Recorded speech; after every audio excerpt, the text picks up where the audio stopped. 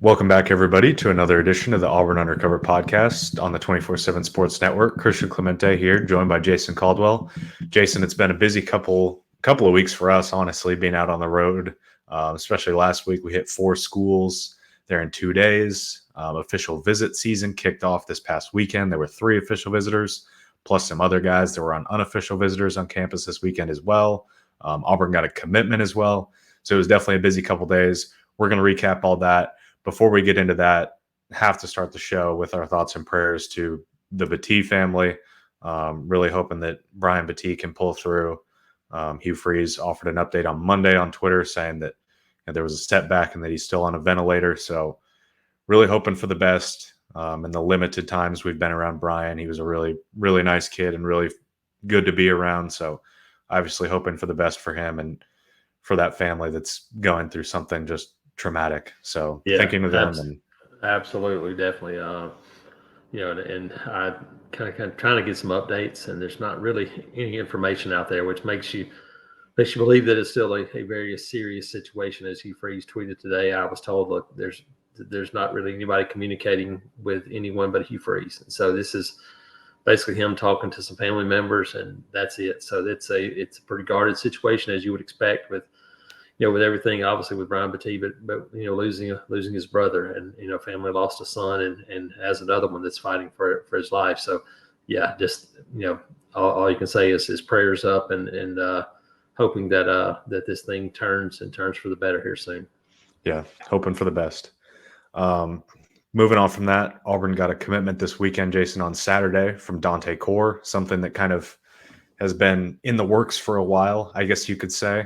He visited for A-Day, and that was his first visit. And some behind the scenes, he committed at A-Day. He was ready to go, and he had actually given us commitment quotes at the time as well. But he only visited with a small collection of his family, and so he got back home. And there were some other schools like Ole Miss as well that were still pushing, and got word that he was going to announce. Either on Sunday or Monday, whenever he was going to announce. He ends up pushing things back, brings his whole family back for an unofficial visit this past Saturday. Lets everybody get time with Coach Crime, get time with the staff, get time around campus a little bit. The feeling is the same, and he ends up pulling the trigger. So Auburn gets their second cornerback commitment of the class.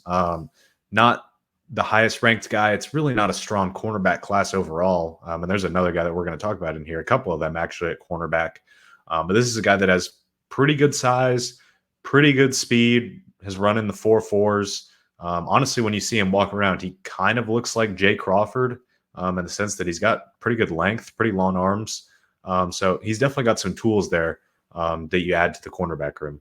Yeah, I kind of compared him a little bit to Roger McCreary in that he's a guy that's a little bit under the radar, but probably more physical than people would realize, probably more athletic than you would realize, and probably a guy that, if he's playing at IMG Academy, he's ranked much higher. If he's at a pop, one of the schools in one of the big metro areas, he's probably a higher ranked guy. Just sometimes guys fall under the radar still in this day and age, unless you go to a bunch of camps and you're going to all these different Under Armour things. Sometimes you can still fall on the radar a little bit. So I think a really good pickup. This is a guy that Auburn's liked for a while. So no matter the ranking, this was a guy that they liked and wanted. And I think that's probably the biggest thing, that, they're taking this guy in May, and it's not as early as it used to be in May, but it's still pretty early. And so that tells you that this guy they like and they wanted to get in this class. Yeah, look, Auburn absolutely wanted him, and they wanted him the whole time. It wasn't a situation where they said, hey, hold off for a little bit either. Because we double and triple checked that, because in all honesty, when he visited for A-Day, and we heard and he told us that he was planning to commit, we were kind of, excuse me, sorry, I thought I was going to sneeze there. We thought, weren't sure if he was going to be a take or whatnot, and we double and triple checked, and Auburn wanted him and kept on him consistently, and then gets him back and he commits. So that's the first cornerback that we're going to talk about. There's a couple. There was one other that was on an unofficial visit this weekend as well. But we're going to swing over to the official visitors because some of those were a little bit bigger news. I think who everyone wants to know about is 5-star offensive tackle Andrew Batalola, originally from Kansas. He took his first official visit of the cycle for him, declined to interview afterwards. He's just he keeps things really guarded in his recruitment. Doesn't really talk a whole lot. Pretty quiet, which is fine. He was nice about it. But talking to some people at Auburn, some sources there, and people close to the recruitment, and Auburn feels like it's right there at the top, if not at the very top, right next to Stanford, which kind of tells you instantly if you say, okay, Stanford is the primary competition and it's a 5-star offensive tackle, you know what kind of recruitment it is and what he's looking for in a school. He's definitely looking for good education, for a place that can set him up for the future, along with the football as well. But Auburn feels like it really put itself in a great spot here.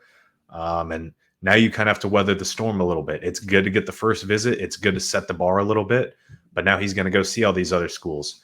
Missouri is still involved. Oklahoma is still involved. Michigan is still involved. Stanford obviously involved. All 4 of those schools are going to get official visits here at the end of May, and then into June. And then I think he'll be done. He is not one that's going to stretch this process out. He is going to figure out what's best for him and move on, commit, and it'll be probably pretty quiet and roll with the rest. But Jason, you've already got 4 offensive linemen committed, and this would be, and you've got some good ones committed, but this would be the best one in terms of rankings. Yeah, no, I think it's exactly what you do now if you're Jake Thornton and Hugh Freeze, and the rest of the staff is like, go try to get elite, go try to shoot for the moon and get the best guys you can get. And this guy that has visited, there's some connections, obviously for him. And you think about Auburn, and I think it's a comfort level for him. So there's some things that are definitely working in Auburn's favor as this one moves on. Obviously, getting him, campus for an official visit was a big deal. And because it's not a real public recruitment, I think that's something that might work in Auburn's favor, because maybe these other schools don't realize, hey, that's a serious threat. It might not feel like it, but I think Auburn is right there, and obviously would be a massive pickup if you can land this guy. Yeah, sticking with the lead offensive linemen that were on campus this weekend, Malachi Goodman, technically listed as an interior offensive lineman, but he's 6'5", 315. He said Auburn's recruiting him to play tackle. Look, this is one of those elite tier 1 guys. Malachi Goodman, Andrew Babalola, Brody Scholl, Josh Petty. You already have Tavares Dice, who I think Auburn considers in that true tier 1. Someone mentioned on the board, they said, would there be enough space for Malachi? If Auburn gets Andrew Babalola, there is always going to be space for any of those names. Auburn will make sure there is space one way or the other. And Malachi Goodman is a name that's quickly kind of shot up. He got offered this spring, visited 2 weekends ago unofficially, back this weekend on an official visit. Penn State and Georgia are kind of the main other 2 involved, but Alabama and USC are there as well. He's already officially visited Illinois, a guy that is definitely trending up when it comes to his interest in Auburn, but beating out Penn State might be the biggest kind of question mark there. Yeah, I mean, you think about where he's located. That's a place that traditionally Penn State has been pretty good at in that area, getting offensive linemen in. And I think it's connections. And hey, can you be comfortable close to home doing those things? One thing we do know is that even though he lives where he lives, heck, it may be closer to get to Auburn than it is to Penn State, based on having to get to where you have to get. I mean, you could fly to Atlanta, drive in, and it may not be very much difference in terms of time. And so, but I think when you look at this, this is the guy. I had somebody mention it to me the other day. Go like, well, they're recruiting all tackles. Like, no, they're recruiting all guys that can play tackle, but also guys that could easily side inside. And you get multiple guys, 6'5", 6'6", athletic, big bodies, and you go, okay, may the best man win. And then you always have guys that it's easy to move a guy inside, easier to move a guy inside than it is to move a guy outside. And so I think you shoot for the moon, try to get load up on offensive tackle spots, and then see where those guys wind up. And this is another one of those guys. Yeah, we're going to double dip here a little bit at running back, because that's what Auburn did, at least on Saturday, over the weekend.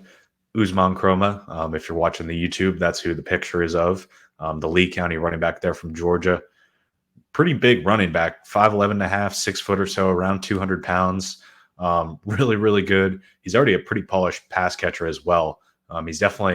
He might be Auburn's top running back target. It kind of depends on feasibility there. And then going into the feasibility question there, and talking about the 2 running back class, how many spots you have available, it, of course, goes back to Alvin Henderson, the Penn State commit from Elba, Alabama, who was also on campus Saturday, showed up for an unofficial visit. The first visit that we know of that he's taken since committing to Penn State to Auburn. He could have snuck in before now, I guess, but don't necessarily know about it.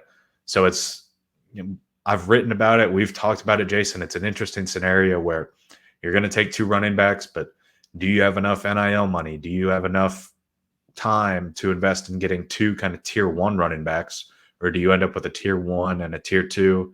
Usman Kroma and Alvin Henderson would both definitely be tier 1 guys. Usman is an interesting case because I still think Georgia's in the lead there, but they're recruiting a ton of other running backs as well. So what if they fill up before he's ready to go? And he wants to get in somewhere. It's an interesting scenario where we don't have the answers simply because things have to play out a little bit. Yeah, it feels like these, even with Alvin Henderson, with recruitment, it feels like these things won't be decided until November, December, officially and finally. It feels like there's going to be a lot of movement. Alvin Henderson's a guy that it still reminds me of Keldrick Falk. It still reminds me of other guys where I say, in the end, I still believe that Auburn is maybe the team to beat for a guy like Alvin Henderson when push comes to shove. But it may depend on what else happens. If you were to get Usman and go, hey, okay, here's that guy, it might not be the case. And so, I think Auburn winds up with one of these 2 guys. I just don't know which one it is. Maybe you get both. And I think that's a possibility. But again, I think everything has to fall right for that to happen. But getting these guys on campus for visits is a key. And obviously, you look at it, you're right too. It all depends on what the other teams do too, and how this thing shakes out. Because whether it's transfers, whether it's hey, recruiting 2 other guys at this position, you get both of them. There's so much that goes into these things now that did not factor in even 5 years ago. That what you have to do, and talk to a couple of guys, high school side and college side, and they said the key right now is you better recruit everybody you can and as hard as you can, because even if you don't get them the first time, you might get him 10 months later. I mean, it may be that quick. He may turn around. He'd been in the portal already. So you build as many relationships as you can and carry those out as long as you can, because you never know when that thing comes back again. And that's the game we're playing right now. Shoot, you could get guys after like spring practice. Correct. Some of those Alabama freshmen after Nick Saban retired, Florida was like second for that DB and then turned around and got him after spring practice. Yep. So it's crazy. One of my biggest takeaways, honestly, from talking to Usman was just the energy level. I mean, it's his first official visit, so he was experiencing things that he's never gotten to experience. He was talking about how they were pulling out the red carpet and they had little gift bags in the hotel room. That's something that you get on official visits, but you don't get on unofficial visits. So he's experiencing new things and pretty excited. There's a visit high there a little bit, but I still think it's noteworthy. I still think that Auburn is trending up here in his recruitment. I think at one point Auburn was 5th or 6th kind of in his teams of schools that were going to get official visits. I think Florida State is trending down maybe a little bit and Auburn's trending up. Auburn might be that second team right now behind Georgia. And then like we just talked about numbers wise, it'll be figure out who lands where and who still has spots available. The last visitor that we're going to talk about this weekend, Shamar Arnaud, the cornerback from Carrollton, former Tennessee commit, who's still being recruited by Tennessee, just got offered by Georgia today as well, being recruited by A&M. He had another school in there as well. I can't remember where. But the only official visit he has set up is June 14th. And Jason, we had a conversation with someone who said that he is almost a completely different player in terms of growing and his play style. And it was obvious getting eyes on him. His 24/7 profile had him at like 6'1". I don't remember what his weight was. And we asked him, and he said he's 6'2.5". And I can promise you he's 6'2.5". Yeah. From talking to him and being around him. Big DB who's grown on the field and off the field, size-wise too. And it seems like Auburn is definitely making a pretty big move here. Yeah, and that's the part of this too, is why these visits are so important, because it can be a separator. It can change things. Maybe you felt good about a guy on film, And then you go by the school and you see him practice and you go, that guy looks even better than I thought he did. Let's get him on campus. And you get him on campus and you're able to get height, weight, and do those things and check them out. It's the ultimate reason why you're getting visits. And this is a guy that I think probably has changed maybe the course of his recruiting as much as anybody in the last 4 or 5 months, like you said, because this is now a legit big physical defensive back and a guy that can get downhill and do some things, and already had the cover side of things. So really interesting player on a really loaded football team. Yeah. He was also with his 5-star safety teammate, Zealous Hicks, who's in the 2026 class. He said that Auburn is top 5, and noteworthy with both of these guys is both of them are expected back in June. Carrollton is going to participate in a 7-on-7 camp. Zealous even said he wants to come back for a separate camp and get kind of a one-on-one workout in and kind of work with Coach Crime and Coach Kelly there as well. And then both of them are going to be back for Big Cat Weekend as well. So Auburn's already filling up that list. There's already probably, that we know of, close to 10 guys, dozen guys or so. They're planning to be at Big Cat Weekend, and the list is, it's May 20th, and that'll be July 27th. So there's a way to go there.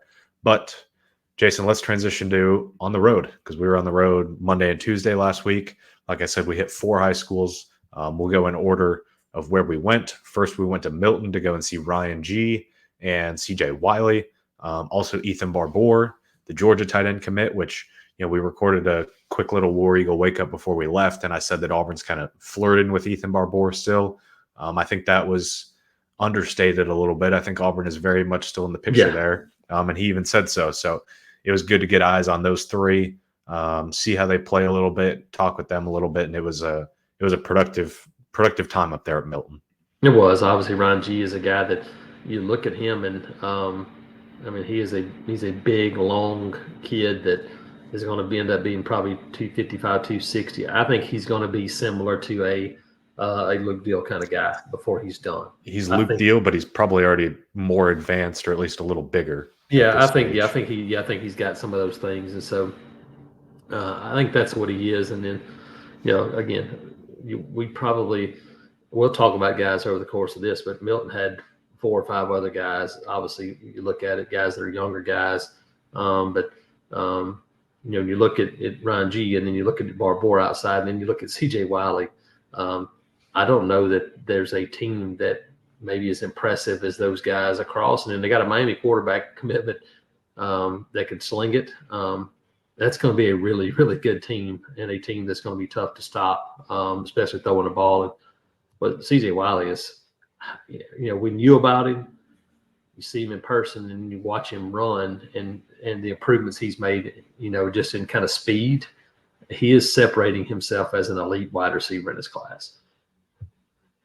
Yeah, look, he's 6'4", 190, 195-ish, somewhere in there, and he runs a 10.83. He's a lot of the time, you can watch the film, but it's so much better to get out there and get eyes on guys, even just small things like how did they interact with teammates? How do they interact with coaches? What are they as players more than just what they are on the field?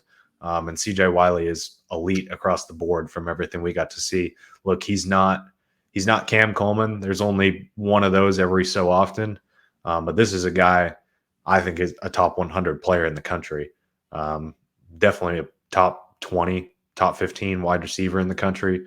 In a year that's a little bit down at wide receiver, it's going to be an interesting recruiting battle because Georgia is on him heavily. Obviously, he's from the state of Georgia. And then LSU was not even really in the picture. Now they're making a pretty big move up, and that's where his dad, Chuck Wiley, played. So that makes things interesting a little bit. It does, yeah. And Dad was a really good defensive player. CJ is. Hey, the day we showed up, he played more safety than he did wide receiver. They ran him, got a few drills and some things in there at wide receiver, but he's a wide receiver all the way on the next level. And yeah, I think he's a guy that right now you would say 10 to 12 wide receiver. By the time we get to the end of next fall, he may be top 5 wide receiver before it's all said and done. Yeah, he's really good. And this is one that we've talked about it on here before.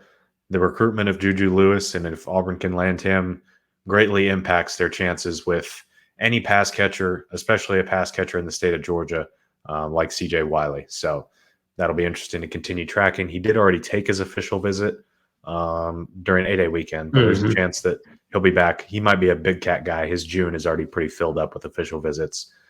Jason, then we went over to Buford at the crack of dawn. Actually, before the crack of dawn, it was pitch black outside. But we got over there for their workout at 7 a.m. We had to leave earlier than that. It was not still completely dark out at 7 a.m. But talked with Jaden Perlotte, talked with Devon Williams, talked with Bryce Perry Wright, the elite 2026 defensive lineman. Probably talked with another. I probably built out another 10 to 12 profiles of guys that are D1, probably Power 4 football players. And there were probably another dozen guys that were mid-major guys already. Look, it's a stacked program up at Buford, and Jaden Perlotte and Devon Williams are two of the main ones to know there.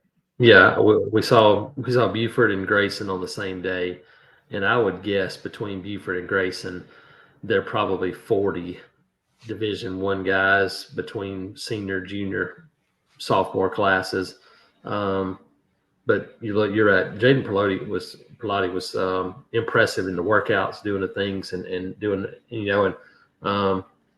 I think when you get to talk to guys and kind of in their environment a little bit, you get a little bit better feel. The day we were there, DJ Durkin was there watching, and so was Wesley McGriff.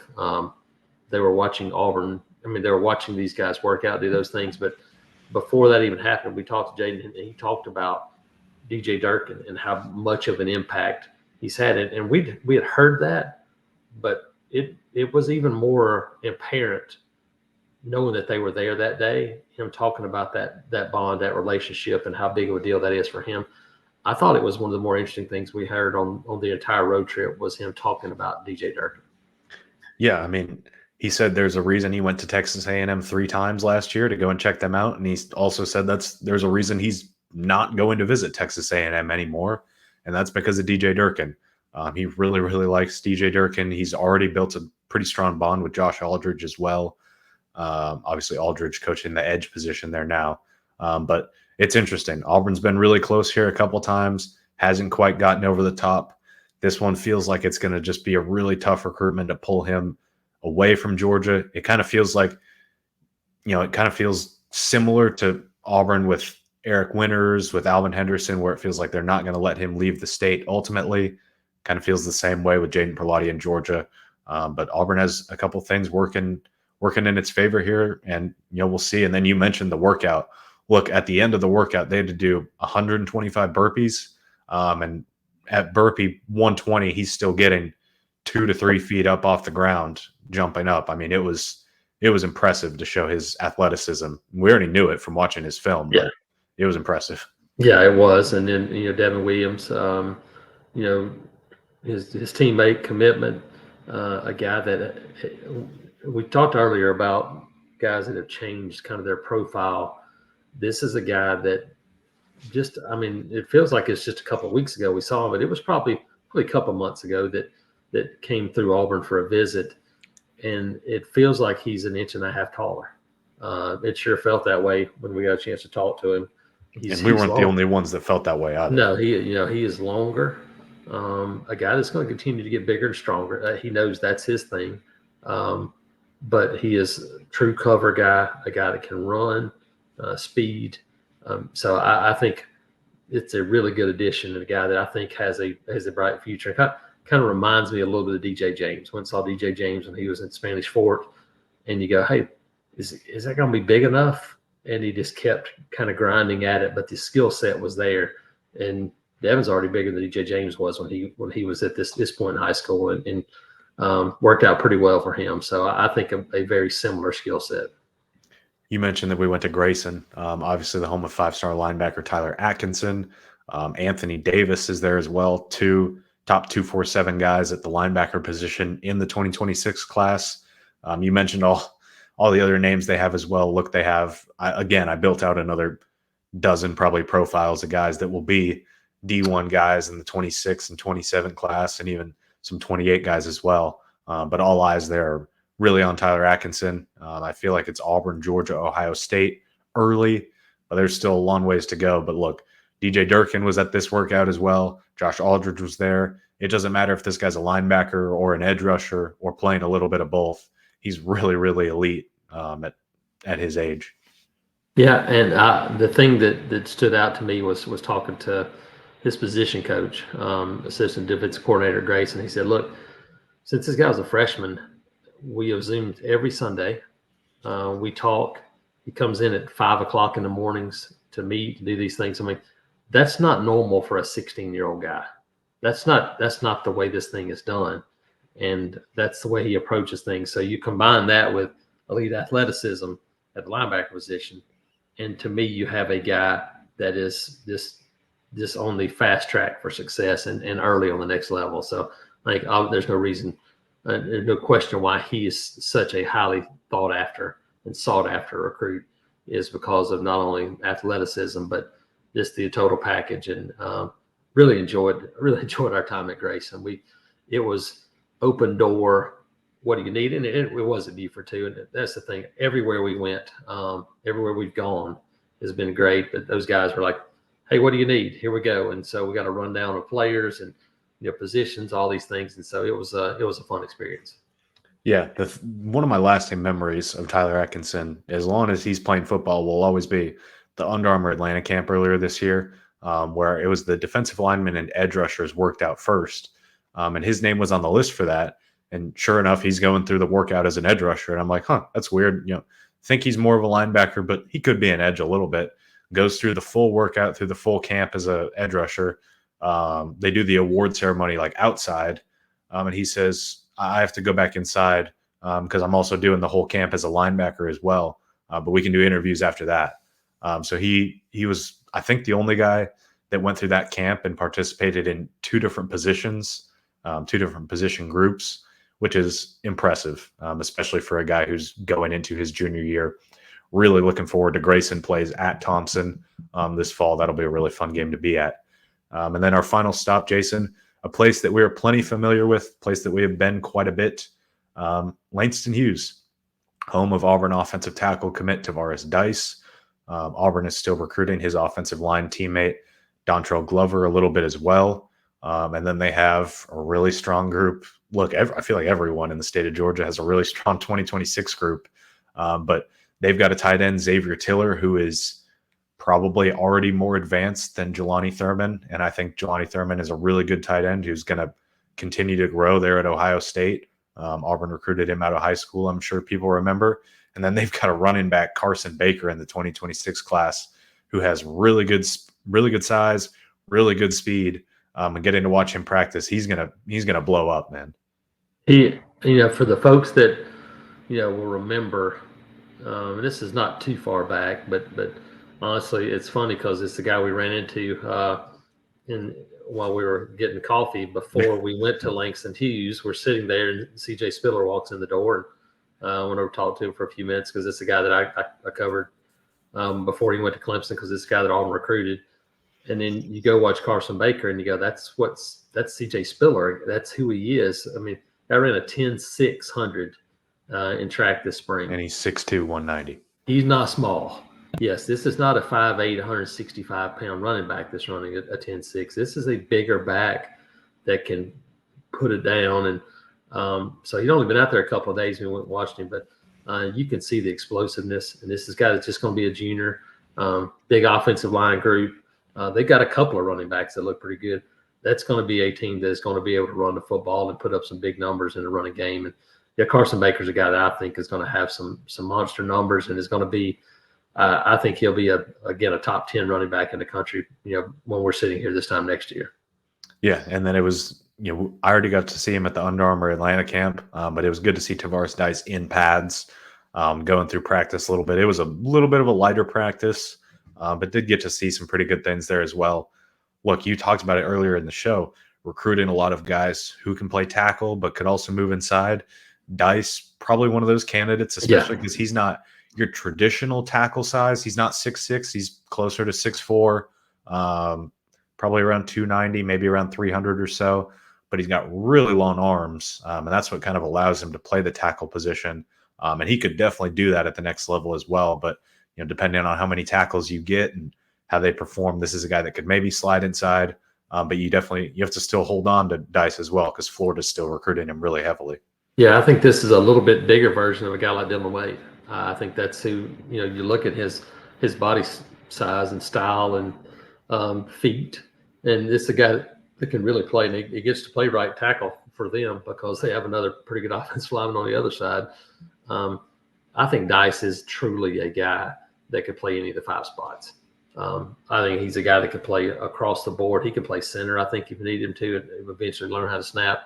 No question in my mind he can play guard, but I think he's got to play the tackle spot. And you're right, it just may depend on what it looks like, how good he is. And yeah, he's not your 6'6" traditional tackle, but he's big enough to play tackle if he's the best guy. And he's pretty good. And the thing about you look at him right there and you go, man, he looks, I could see him being, maybe a 3 technique defensive tackle, a guy that weighs like, no, he's an offensive lineman, but he's built like one of those guys that could play defense. And man, those are the kind of guys that you look at that have such longevity in the game because of that athleticism, because, having to get bad weight off of guys, put good weight back on, all those things.